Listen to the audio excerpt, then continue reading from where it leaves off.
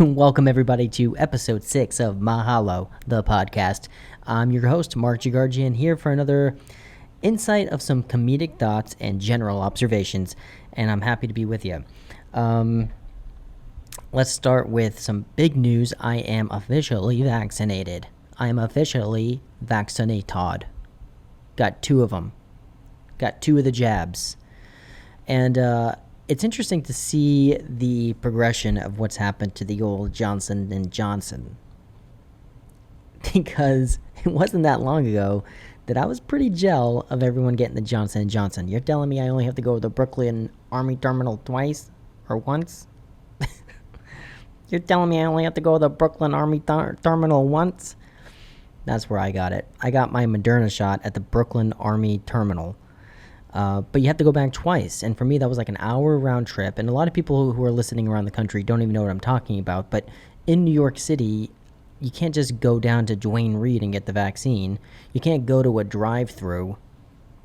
Some people in the country are like, I have to go drive in and wait 20 minutes. It's like, dude, you get to sit in your car. You get to sit in your Subaru. I had to take the subway, walk half a mile, go to a Brooklyn Army Terminal, do this thing in an army tent. I did that once, and I'm like, I don't want to do this again. But you have to. That's why everyone in New York was jealous of the people who got the Johnson & Johnson, the one-and-done shot, because it was a pain in the old arse to go get the second one. But now, Johnson & Johnson has had a turn for the worst. Turn for the worst. And they've given out millions of these things, and I don't think anyone took this thinking this is the serum of all serums and no one's ever going to get sick. I mean, people get sick from every vaccine, right? But I think some people thought that. So a couple of people passed away from the vaccination from Johnson & Johnson. Now it's on pause, which basically means it's on panic. People are freaking out. But I did get my 2 vaccines, so now I'm in the waiting period. I'm in the 2-week waiting period, which is like you're vaccinated, and you can do stuff, but don't. The CDC has been very unclear about what you can and can't do when you have the vaccine. They're like, when you have the vaccine, you should feel good about yourself, but don't travel and only hang out with a couple of people. I'm like, I've been doing that for a year. You're telling me that if I'm fully vaccinated, I can't do stuff? I'm going to the Yankees game. I actually did. I went to a Yankees game. I mean, what are you supposed to do? I can't sit around forever. I got the vax. I did what you told me to do. I thought it was going to be painful. It wasn't that painful. I couldn't look at the needle, though, because I would have passed out. I have a fear of needles, but more than that, I have a fear of... I don't like fluorescent lighting. I don't like hospital settings. I give people a lot of credit who can just go to the hospital for blood tests. Never been able to do this. I've passed out in hospitals, I'd say a handful of times. I've passed out giving blood multiple times. Those blood vans that came to your school or came to your college campus or come to work, I can't even step foot in it because I'll pass out. So I was nervous about getting the vaccine because I'm like, I don't want to have an episode at the Brooklyn Army Terminal. I don't want to be put in a barrack overnight. But thankfully, I looked away. He said, close your eyes. This was on the second one. He said, close your eyes. I closed my eyes, and there you have it. It was in and out, and a little in and out procedure. Felt great to be done. And but it knocked me on my ass. Knocked me out. He's like, you might feel ill for 24 hours. I was like, might feel ill? What does that even mean? And then 4 hours later, I was shivering on the couch. Let's watch Friends reruns. Let's watch Friends reruns. I was just shivering watching Friends reruns for 36 hours. But then I had fever and I was having the chills. I'm glad the whole thing is friggin' over. And we just celebrated 420, which was supposed to be Doge Day. I don't know where the investors are out there, but I am an investor of Dogecoin, which is a cryptocurrency. I'm not saying like I'm, Warren Buffett over here, but I got like a few $100s in Dogecoin, which I bought it when it was like a penny or half a penny, and now it's up to like 30 or 40 cents.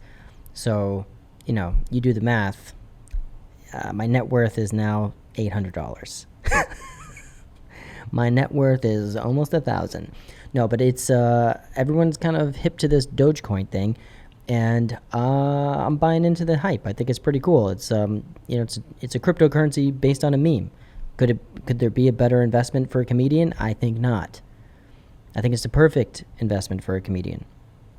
So I'm in on the Doge. So if you see Dogecoin go to $1, $2, $10, you're gonna be like, wow, Jiggy might be almost worth $900 now, and you'd be right. Cash that shit out and buying a house.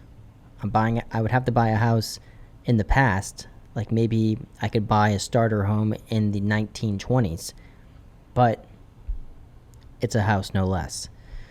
And Doge Day was also the marijuana day, as 420, because I think there's 420 chemicals that make up the marijuana. And I've never been a marijuana guy.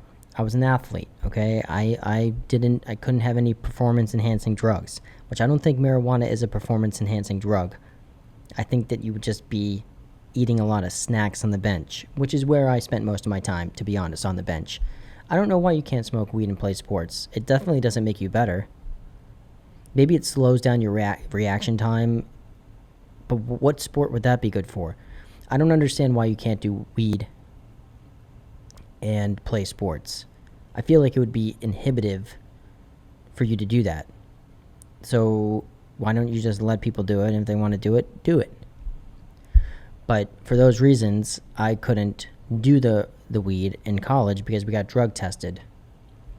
And I think that was a good habits to build. I just never really got into the wanna of Mary. Never really got into it. To this day, I've never rolled a joint. Couldn't do it if you asked me to try. If you said, Jiggy, here's some weed and roll it up in a joint, I would do a version of a joint that you would see like a fifth grader do when they're pretending to smoke to be funny. I don't know procedurally how to do it. I know that you have to like pick the stems off or something. I don't know. I've never done it. I've never rolled anything. Smoking a marijuana cigarette, I can't even remember if I've ever done that. And if I have, it was a long time ago. Never really was my thing. Always was more on the natural lights, Coors Lights. A little bit more of a light drinker. Now I'm an extremely light drinker, except on Taste Funny days. But I'm a lightweight. I have like two and a half beers, and I'm like the most fun guy ever. I'm not a bad drunk, thank God for that. But I feel like if I would get marijuana high, I would get paranoid. And that's only been proven once. I took an edible, which is like, you have those gummies. I was on a ski trip, and I took an edible. And it was like the life was taken out of my body. I ate an entire bag of box of Oreos, one full sleeve. I was watching like a Burt Reynolds movie from the 70s, and I was convinced that I was going to prison. that the walls were, the room that I was in was a prison cell, and they say, oh, you can just sleep it off. You sleep it off, and then that nightmare in real life becomes a nightmare in your dream. Long story short, I had a really bad night. I don't suggest. The edibles are not good. I decided after that, maybe skip out on the edibles. Not gonna do that either. But I'm happy for people that marijuana is legal now. I know it's legal in New York. So for people who want to partake in that, I say, go for it. I don't think anyone's ever hurt anyone on marijuana. And I think that if you want to like smoke and hang out and eat some chips, it's good for the chip industry. I think the big winner of the marijuana being legal everywhere is the chip industry. So I say go for it. Smoke your weeds. I don't like the smell though, and that's a little bit discouraging that it's going to be legal everywhere because it doesn't smell very good. And that's a opinion. It's an opinion, but I don't think it smells very good. And, if you have neighbors who are going to be smoking all the time now because it's legal, you're going to have to deal with that smell, which I think arguably is not good. Some people like walk into a concert venue and it smells like the weed, and they're like, well, "This is great." It's like a Yankee Candle shop to them.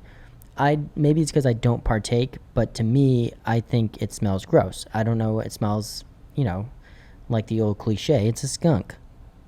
So, if you say that weed smells good, then you're going to say that skunks smells good, and that's I'll allow you to have that. If that's what you think, then I say go for it. Your nose buds. Can you have a nose bud? Your nostrils. If you think that smells good, then I say, live your life. But for me, I would not want to have a marijuana smoker nearby because I think that would come through the vents and then I would have to deal with it, and that'd be a little much. Even when I lived with roommates, I had a no smoking in the house policy, which I think is totally fair. You wouldn't want someone smoking cigs in the house, but somehow people think, I can smoke the weed in the house, which I think is impolite. I'll say it's impolite because it's not everyone's into it. I'm not really into it, so now you're sitting with that skunk smell. And for the people who do smoke, they don't understand that some people don't want to smell that. What do you mean, dude? This is the stickiest of the ickiest. This smells great. Not for me. It doesn't. And it lingers around. And I don't know why there's a correlation between marijuana smoking and like bohemian furniture, but I don't want a hemp blanket. I don't need to have I don't want to watch Rick and Morty reruns all night. I gotta watch a documentary on Netflix. I got things to do. All generalizations. I did watch a new documentary on Netflix that blew me away. It's called This Is a Robbery. It's about a big art heist in Massachusetts. Captivating. It was captivating to me, but then I talked to some friends and like, that shit's boring. I'm like, how could that be boring? This is like the best thing ever. It was like $400 or $500 million worth of art that was stolen from an art gallery, Rembrandts and other things. That was the only name I knew. But all this important art that's still missing to this day. You don't want to hear about that? You don't want to hear about an art heist? You say heist on anything and I'm down. I'm already in. Highly recommend the This Is a Robbery. Go watch it. Do yourself a favor. I can't make a decision on Netflix. I can never make a decision on what to watch unless it's a new true crime documentary. It could be about anything, and I'd be in. It's a lost whale. The art's been stolen. Murder. Unsolved mysteries. I'm in. I'm hooked. But going back through old movies is tough. I never know what to watch because I've seen a lot of things and like, do I want to rewatch this? I already know the mood it puts me in. So then I just end up scrolling forever, and I'd rather watch a new true crime. So This Is a Robbery is my new fave. The other movie I watched for the first time last night was The Abyss, the old James Cameron movie, which for me as kind of like a movie nerd was awesome. It was awesome because it was all filmed underwater, and I watched the movie and then I watched an hour documentary on how they made it, and it's fascinating. I mean, it's worth watching the movie so you can watch how it was made. And they filmed the whole thing underwater. They had to have like even things that you don't think about, but they had to have, the director of photography and all the people, the script supervisor, the director, they're all underwater in scuba equipment. And they're like, "Could you read the line over again?" In the scuba gear. That's amazing. And as someone who wants to make more movies and things, I'm thinking it's hard to make a movie on dry land, never mind in a friggin' tank. And the way in the tank that they filmed it in was supposed to be a nuclear reactor, silo that never got built. So this massive, massive, massive tank with 8-foot walls. They built the sound stages underwater, and unbelievable. I highly recommend watching The Abyss. It's on Amazon Prime right now. But then watch that and then go into YouTube and watch the making of documentary, which is fascinating if you're a movie nerd, which I am. And if you're not, that's okay too. But go watch it. We are coming up on the 1-year anniversary show for Taste Funny, which is unbelievable. It's an unbelievable, it's not really a feat, but it's unbelievable that we're here a year later doing virtual shows, and I think it's kind of cool. It's opened up a whole new world. I did shows in Florida last week, which was great to be back on the road, so I'm happy to incorporate that back into my life, but the virtual shows have a place of their own, and I'm very excited to have our 1-year anniversary show and relive some of our favorite moments and bring back some of our favorite sketches and things. So I hope that if you're listening, you can come out to that on this Saturday night, which is April 24th. We'll close out there. Those are just some other thoughts, some general observations, and some ideas to leave you with. Go watch This Is a Robbery on Netflix. Let me know what you think. And we'll be back with another episode next week. Thanks for tuning in. We'll see you next time. Mahalo and deuces.